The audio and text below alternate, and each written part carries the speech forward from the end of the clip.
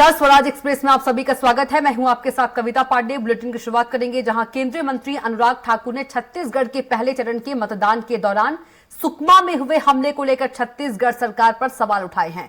उन्होंने कहा कि चुनाव के दौरान बीजेपी नेताओं पर हमला होना भूपेश सरकार की विफलता है।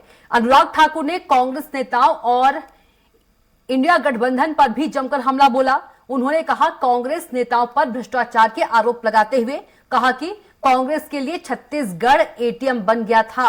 छत्तीसगढ़ और राजस्थान सरकार ने सिर्फ घोटाले किए हैं। वहीं इंडिया गठबंधन के लिए अनुराग ठाकुर ने कहा कि इंडिया के लोगों पर गंभीर आरोप लगे हैं। यह गठबंधन किसी काम का नहीं है। एक तरफा चुनाव भारतीय जनता पार्टी और गठबंधन ने जीता है। ये दिखाता है कि ये जो अखिलेश यादव जी बार बार मध्य प्रदेश में आके कह रहे हैं कि ये इंडी अलायंस, ये घटिया घमंडिया गठबंधन ये किसी काम का नहीं, ये साफ दिख रहा है। ना वहां पे चल पाया और ना मध्य प्रदेश और अन्य राज्यों में चल पाएगा। बिल्कुल, उन्होंने तो पहले उस पर कंप्लेंट दायर कर दी है और ऐसी ओछी राजनीति कोई करेगा तो कंप्लेंट तो पहले ही करनी चाहिए, सत्य भी सामने आना चाहिए। कांग्रेस केवल अपने मुकदमे खत्म करेगी, ईडी हाथ में आएगी। ईडी स्वतंत्र जांच एजेंसी है और कल भी केंद्रीय मंत्री ने कहा था कि कब छत्तीसगढ़ की सरकार ने लिखा, एक भी कागज नहीं दे पाए। कौन सी ऐसी मजबूरी थी कि छत्तीसगढ़ की सरकार कार्रवाई नहीं कर सकती थी? कार्रवाई की, लेकिन केवल उगराही करने के लिए, पैसे वसूलने के लिए।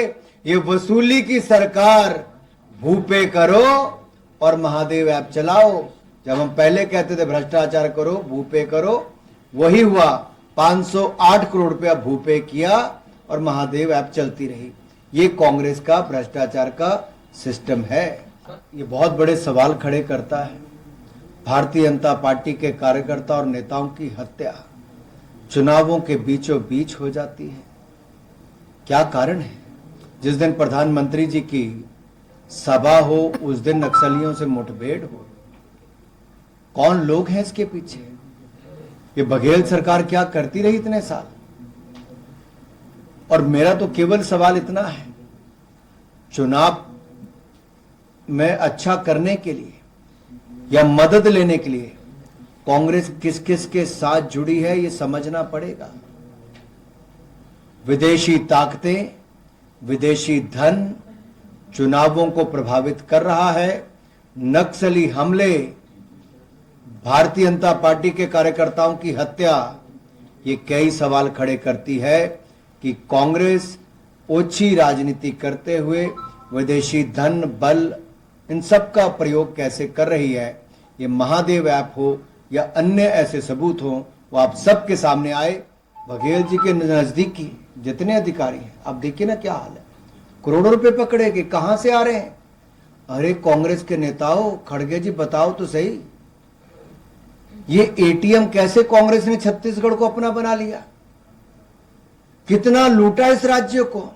जिन संसाधनों पर यहां के ट्राइबल्स का, जनजातीय लोगों का हक था, यहां के युवाओं का हक था, वो कांग्रेस खा गई। जनजातीय लोगों की, ट्राइबल का हक खा गई, युवाओं का हक खा गई। हजारों करोड़ की लूट हो गई। छत्तीसगढ़ को कर्जे में डुबा दिया। 82,000 करोड़ से ज्यादा का कर्जा, जिसमें 66% कर्जा पिछले 5 सालों में लिया गया। कहां गया ये पैसा? कौन खा गया ये पैसा? छत्तीसगढ़ की जनता सवाल पूछती।